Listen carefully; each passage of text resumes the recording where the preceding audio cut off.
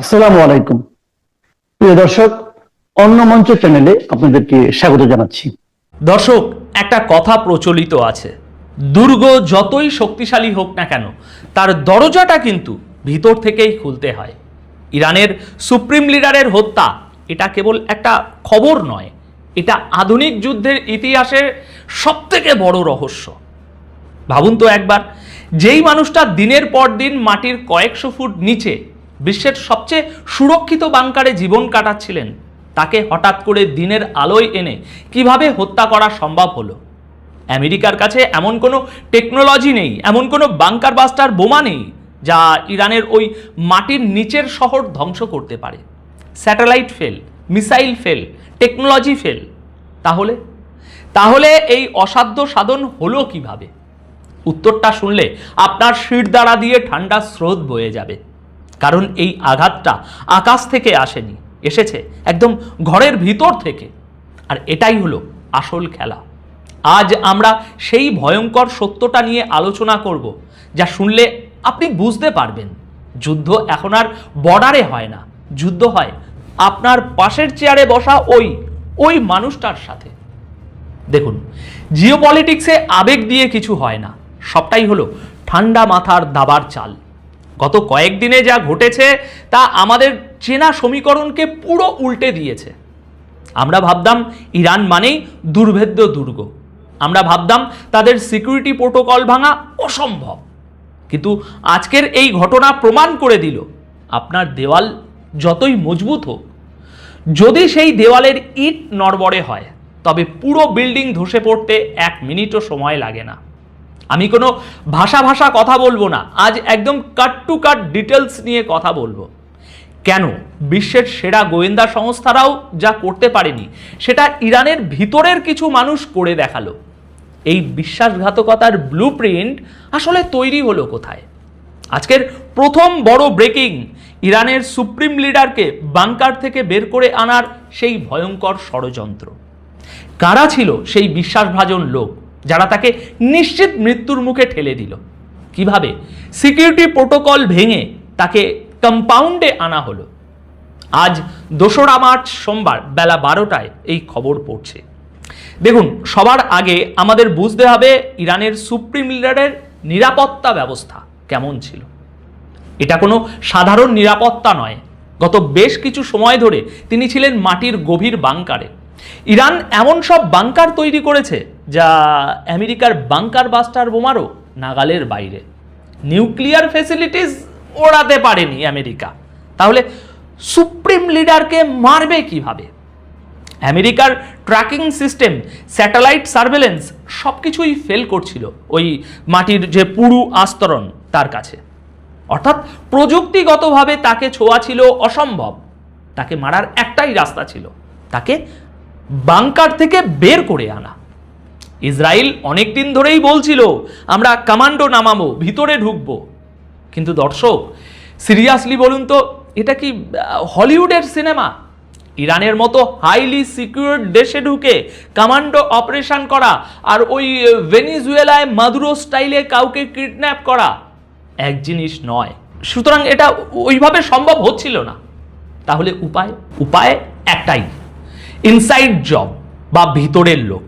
আর এখানেই গল্পের সেই টার্নিং পয়েন্ট। কল্পনা করুন দৃশ্যটা, ইরানের সুপ্রিম লিডারের সবচেয়ে কাছের মানুষ, কোনো টপ লেভেলের সিকিউরিটি অফিসিয়াল তাকে কনভিন্স করলো। কি বলে? হয়তো বলা হলো, হুজুর এখানে বাংকারে কমিউনিকেশনে সমস্যা হচ্ছে, অথবা জরুরি কোনো মিটিং আছে যা ফেস টু ফেস করার দরকার। যেই মানুষটা বাংকারে থাকলে পৃথিবীর কোনো শক্তি তার টিকিটিও ছুঁতে পারত না, তাকে ভুলভাল বুঝিয়ে, নিরাপত্তার দোহাই দিয়ে বা মিথ্যে অজুহাতে বাংকার থেকে বের করে আনা হলো। তাকে নিয়ে আসা হলো কোথায়? নিয়ে আসা হলো একটা সাধারণ কম্পাউন্ডে বা অফিসে। ভাবুন একবার, যেই মুহূর্তে তিনি বাংকার থেকে বেরোলেন সেই মুহূর্তেই তার ডেথ ওয়ারেন্ট সাইন হয়ে গেল। এবং এটা কোনো ছোটোখাটো ভুল নয়, এটা একটা পরিকল্পিত ছক। কারণ ঠিক সেই সময়েই ওই এলাকার ডিফেন্স সিস্টেম বা প্রতিরক্ষা ব্যবস্থাকে সম্ভবত নিষ্ক্রিয় করে দেওয়া হয়েছিল। ইরানের নিজস্ব সিস্টেম তো ছিল, সেগুলো কেন কাজ করলো না? কারণ সিস্টেমের চাবি যার হাতে ছিল সেই দরজা খুলে শত্রুকে স্বাগত জানিয়েছে। সবচেয়ে অবাক করার বিষয় হলো, এটা কি কেবল একজন মানুষের কাজ? না দর্শক, এটা সম্ভব নয়। প্রায় 40 জন টপ কমান্ডার এবং সিনিয়র অফিসিয়ালকে এক জায়গায় এক সময়ে জড়ো করা হয়েছিল এবং মাত্র 1 মিনিটের ব্যবধানে একটা বা কয়েকটি সুনির্দিষ্ট হামলায় সবাইকে শেষ করে দেয়া হলো। চিন্তা করুন, এই যে 40 জন কমান্ডার, তারা কি বোকা ছিলেন? তারা কি জানতেন না যুদ্ধের সময় এক জায়গায় জড়ো হওয়া কতটা বিপজ্জনক? অবশ্যই জানতেন, কিন্তু তাদের সেখানে আনার জন্য এমন কাউকে ব্যবহার করা হয়েছিল যার উপর তাদের অন্ধ বিশ্বাস ছিল, যাকে তারা নিজের জীবনের চেয়েও বেশি বিশ্বাস করতেন।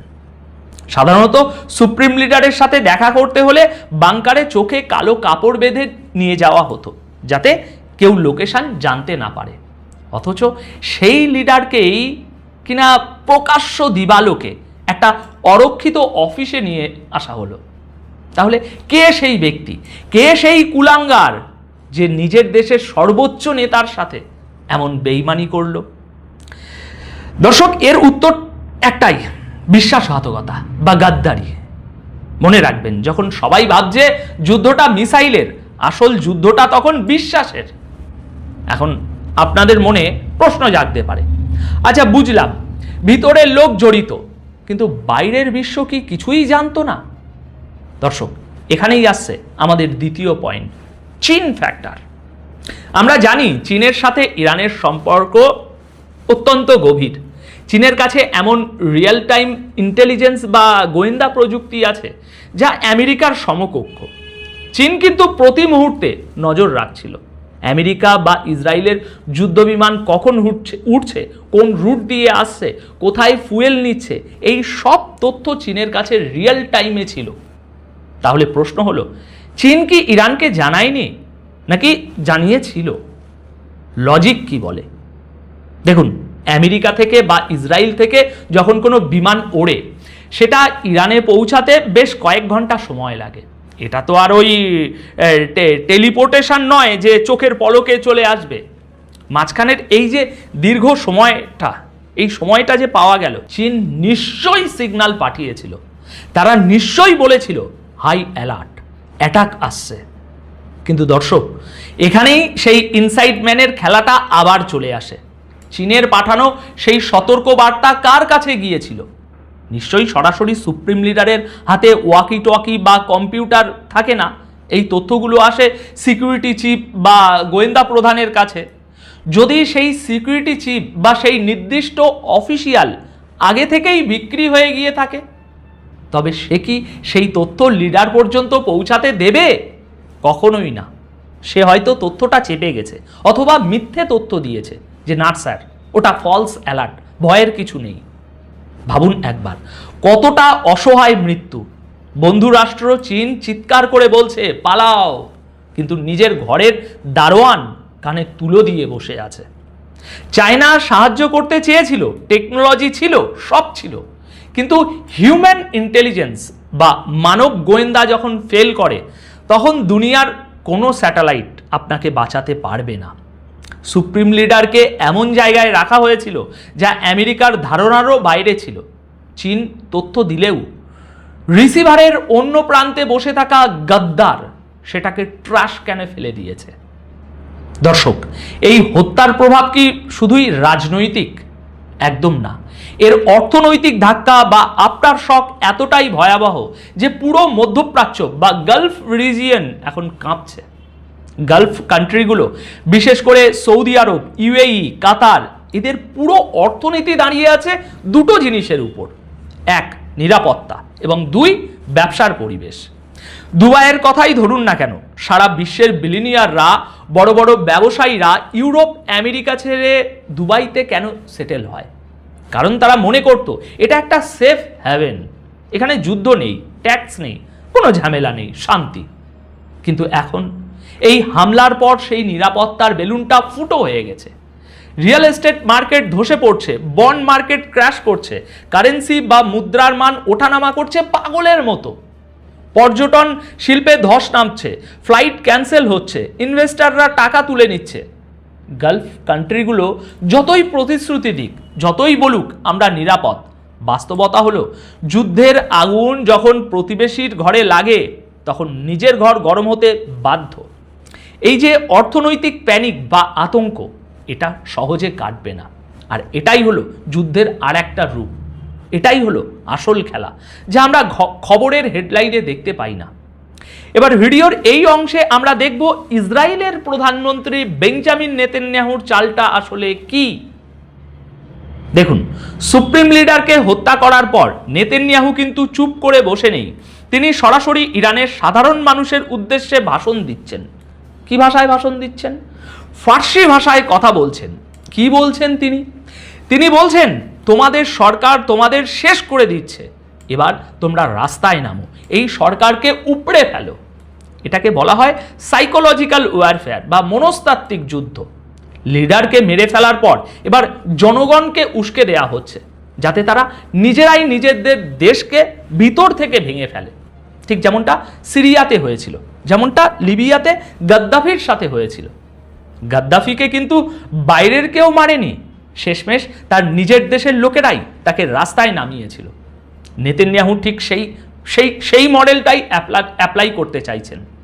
তিনি জানেন শুধু মিসাইল মেরে একটা দেশ দখল করা যায় না, তাও আবার ইরানের মতো দেশ। ইরানের মতো দেশ দখল করতে হলে সেই দেশের মানুষের মনে অবিশ্বাস ঢুকিয়ে দিতে হয়।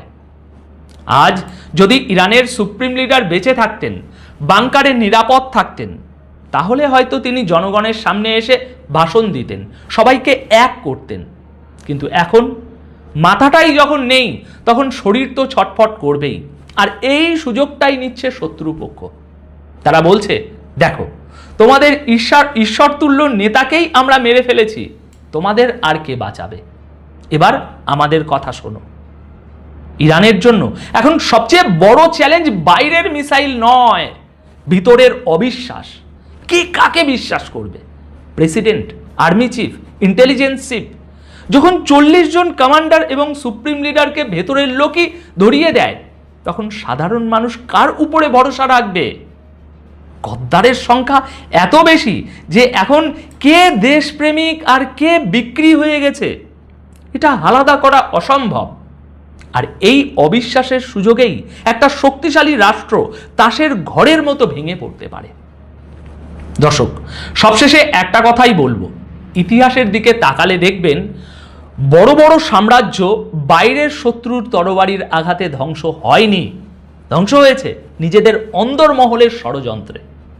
আজ ইরানে যা হলো তা আমাদের চোখে আঙুল দিয়ে দেখিয়ে দিল যে আপনি শত শত বিলিয়ন ডলার খরচ করে ডিফেন্স সিস্টেম বানাতে পারেন, মাটির নিচে শহর বানাতে পারেন, কিন্তু যদি আপনার পাহারাদার বেঈমান হয় তবে ওইসব আয়োজন অর্থহীন। আমেরিকা বা ইসরায়েলের সার্থকতা এখানে নয় যে তাদের টেকনোলজি ভালো, তাদের সার্থকতা এখানে যে তারা জানে কিভাবে মানুষের লোভকে ব্যবহার করে একটা গোটা সিস্টেমকে অকেজো করে দিতে হয়। ইরানের এই ঘটনাটি কেবল একটা হত্যাকাণ্ড নয়, এটা একটা শিক্ষা। শিক্ষা এই যে প্রযুক্তির চেয়েও বড় অস্ত্র হলো হিউম্যান ইন্টেলিজেন্স বা মানুষের বিশ্বস্ততা। আর যখন সেই বিশ্বস্ততায় ফাটল ধরে, তখন সুপ্রিম লিডার হন বা সাধারণ মানুষ, নিরাপদ কেউ নয়। এই শূন্যস্থান, এই ক্ষতি ইরান হয়তো আগামী 100 বছরেও পূরণ করতে পারবে না, কারণ নতুন নেতা আসবেন, কিন্তু সেই নেতার পেছনের লোকটা যে আবার ছুরি মারবে না, তার গ্যারেন্টি কে দেবে? দর্শক, আজকের এই বিশ্লেষণ নিয়ে আপনার কি মতামত? আপনারা কি মনে করছেন? এটা কি শুধুই টাকার জন্য গদ্দারি, নাকি এর পেছনে আরো গভীর কোনো জিওপলিটিক্যাল ডিল আছে? আমি আপনাদের কমেন্টের অপেক্ষায় থাকব, কারণ আপনাদের মতামতই আমাদের আলোচনার গভীরতা আরো বাড়ায়। আপাতত এই প্রতিবেদন তাহলে এখানেই শেষ করছি। দেখা হবে খুব শীঘ্রই পরবর্তী নিউজে।